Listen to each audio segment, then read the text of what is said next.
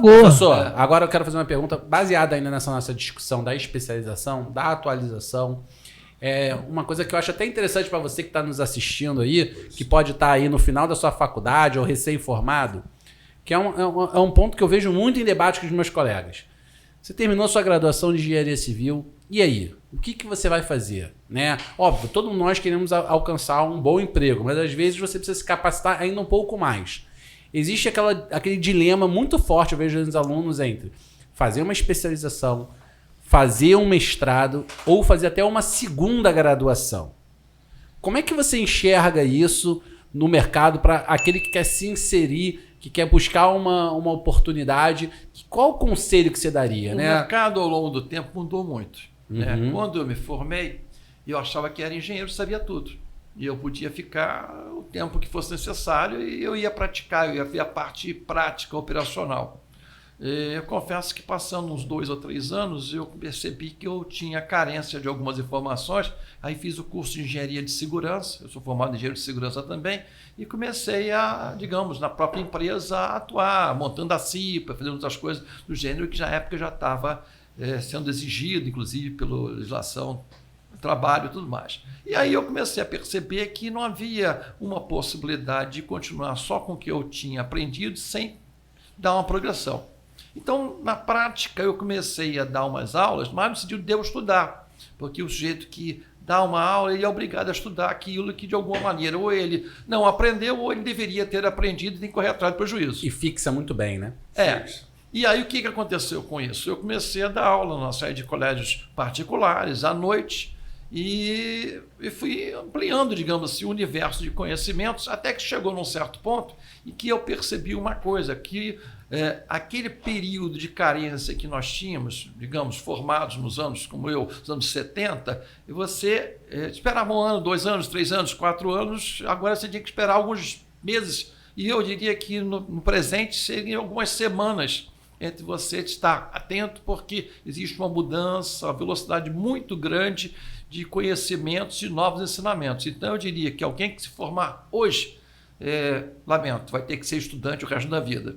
Vai ter que, de maneira permanente, estar só atualizando. Mas isso é uma coisa boa, não é uma coisa ruim? É uma coisa boa, mas é uma outra ótica. Você não pode dizer assim, eu aprendi e agora eu sei. Não sabe. Por quê? Porque novas técnicas, novos produtos, novos serviços, novos desafios vão aparecer semanalmente. Não pode parar de pedalar. Exatamente. E com isto, o que acontece? Se alguém estiver saindo desse seguinte, faz curso de pequena duração, vê qual é a aptidão, vê aquilo que você não aprendeu, aquilo que você gostaria de fazer. Nem sempre é necessariamente aquilo que você já está trabalhando. Pode ser algo para complementar e ampliar o seu horizonte.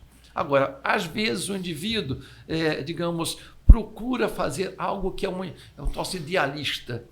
Eu, por exemplo, eu sempre gostei um pouco, eu tentei tocar piano, nunca toquei. Sou dedilho, alguma coisa, desisti. Por quê? Porque não era a minha aptidão. Agora, outras coisas eu faço bem. Então, eu diria o seguinte, de alguma maneira você tem que se descobrir. O dedilhado. Hein?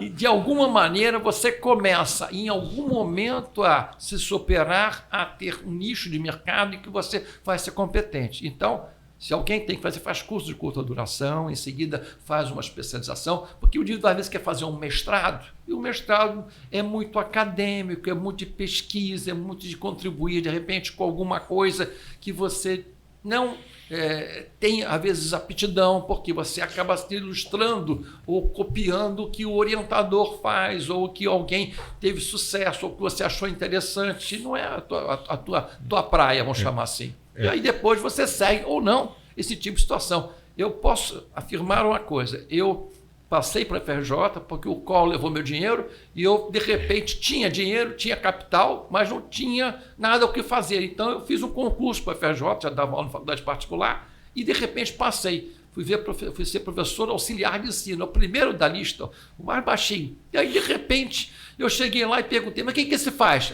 Esse apaga o quadro negro, fecha o laboratório, então, você auxilia no que está aqui. Eu falei, bom, então eu tenho que estudar para fazer alguma coisa a mais, é isso? Aí eu fui fazer mestrado, depois fiz mestrado em arquitetura, depois fiz doutorado em engenharia de produção, eu fui progredindo a nível de poder progredir na carreira, passando para professor, assistente, associado, adjunto, e fui crescendo, hoje sou titular. 30 e tantos anos depois. Mas por quê? Porque de alguma maneira foi desafiado a fazer aquilo. Agora foi curioso. Eu não queria ser engenheiro, eu queria ser arquiteto, acabei não sendo. Eu não queria ser professor, acabei sendo professor não sendo. E não queria nem, de alguma maneira, chegar onde fazer uma carreira acadêmica depois de ter feito um trabalho aqui fora que eu nunca parei. Porque eu, de alguma maneira, continuo sendo engenheiro. Eu tenho uma vida, digamos, paralela, vamos chamar assim, de profissional. Esses anos todos, que não me é pedido pela universidade para ter dedicação exclusiva lá, dedicação exclusiva para eu lecionar, para eu fazer aquilo. E quando me convidam, eu faço pela instituição, pela fundação e tudo mais. Então, eu fiz pós... Você brincou que eu fiz tudo, não fez? Não, eu fiz meu pós-doc na UF. Aí, ó. Né? E de alguma maneira, eu consegui, digamos, fazer um currículo que fui tangido a fazer, fui obrigado em termos, mas que me deu uma satisfação, que foi complementar.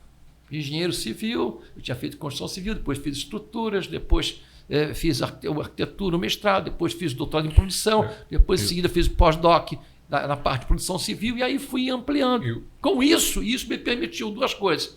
Quer dizer, ter um leque grande. Eu não sou necessariamente um grande conhecedor de tudo, mas eu conheço o suficiente para aconselhar, reclamar, pleitear e fazer as coisas que eu faço hoje dentro da FRJ como um coordenador dentro daquilo que eu me coloco lá na escola.